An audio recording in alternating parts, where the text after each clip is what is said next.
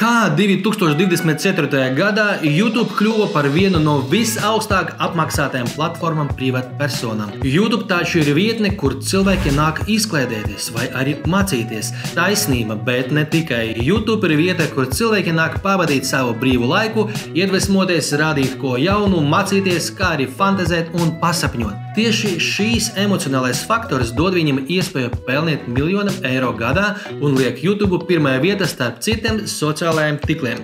Bet par visu pēc kārtas.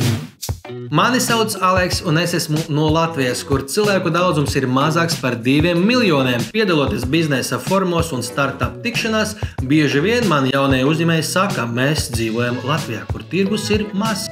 Bet ja es dzīvotu lielajā valstī, mans produkts būtu miljonu vērts. Nē, draugi, jūsu tirgus nav tikai tā valsts, kur esat piedzīvis. Jūsu potenciālais tirgus ir visa pasaulē. Ir nepieciešams atrast tikai pareizas atslēgas no pareiziem durvīm. Un šodien YouTube ir tas durvis, aiz kuram atrodas visa pasaule, bet atslēga var būt tieši jums.